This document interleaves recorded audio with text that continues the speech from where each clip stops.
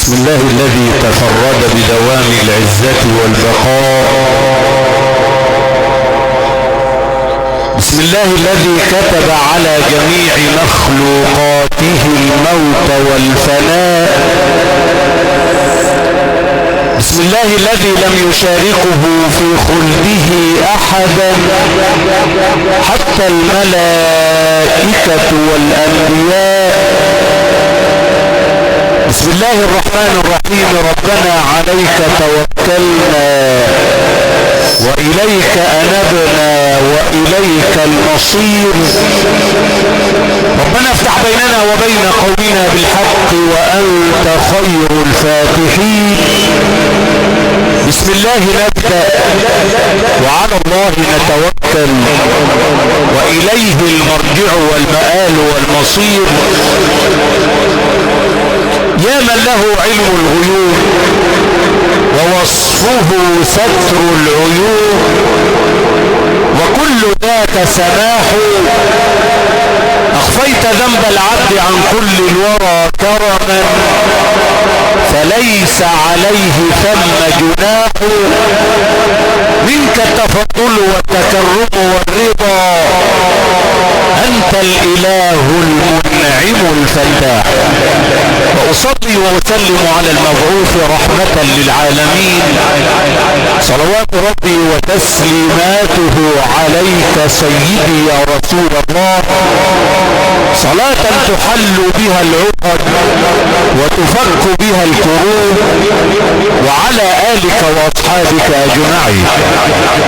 وطن يا اخوة الايمان والاسلام، احييكم من هذا السرادق الذي اقامته العائلة الكريمة عائلة بركات تكريما وتشريفا وتعظيما لروح كريمة صعدت الى رب كريم، الا وهو الاب الغالي والعزيز الحاج عبد العزيز بركات، والد فضيلة الشيخ ابراهيم عبد العزيز بركات والاستاذ حمادة عبد العزيز بركات.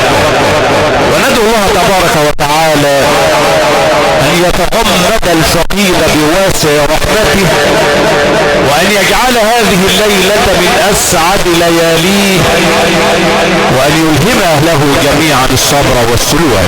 ايها الجمع الكريم، وها نحن من داخل احدى قصور الضيافة المتنقلة في جميع انحاء الجمهورية والخدمات الفندقية الممتازة من جوهرة السرادقات لصاحبها الحاج ضيف العباسي واولاده المقيمين بنجع بكريم التابعة لمركز ومدينة الدلنجات.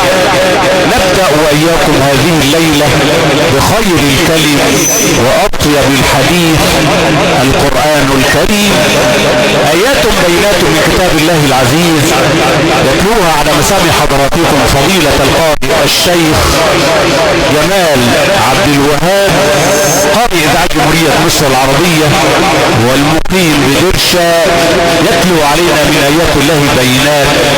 وندعو الله تبارك وتعالى ان يفتح عليه فتوح العارفين بالله ولي ولكم بحسن الاستماع، فليتفضل فضيلته مشكور.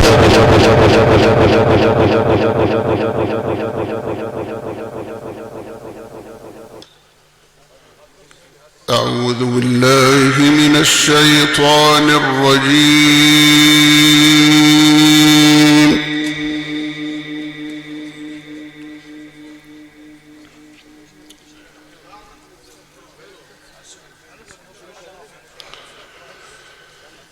بسم الله الرحمن الرحيم.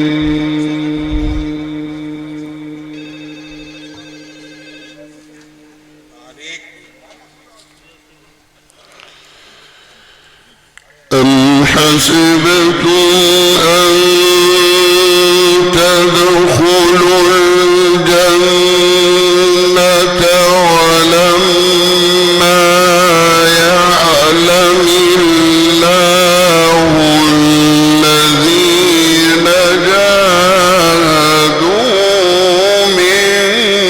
منكم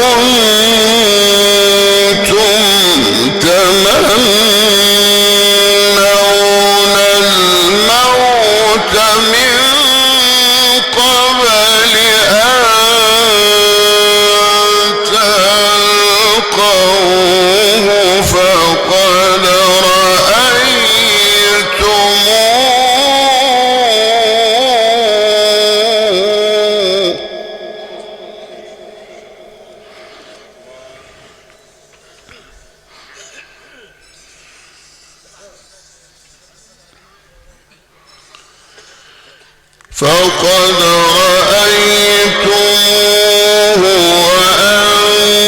وأنتم تنظرون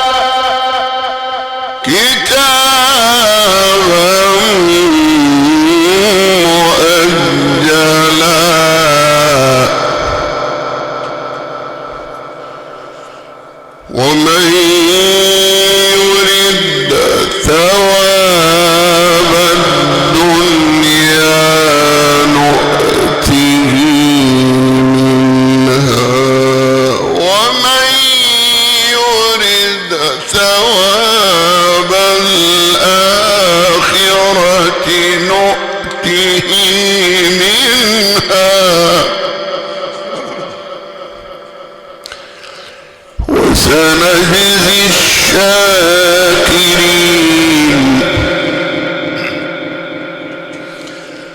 وكأين من نبي قاتل معه ربيون كثير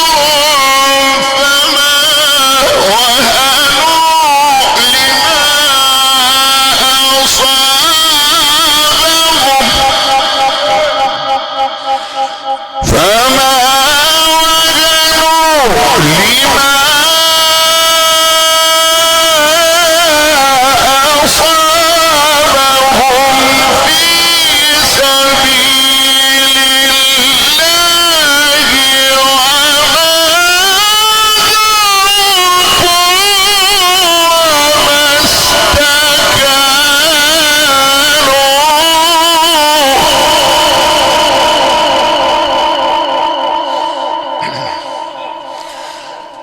فما وهنوا لما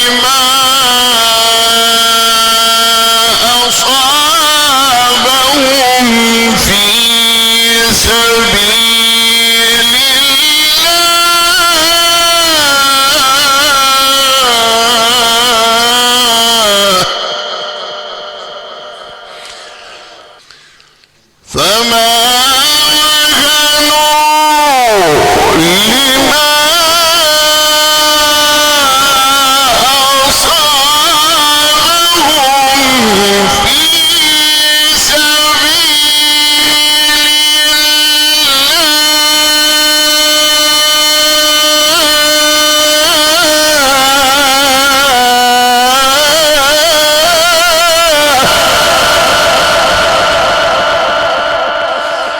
فما وهنوا لما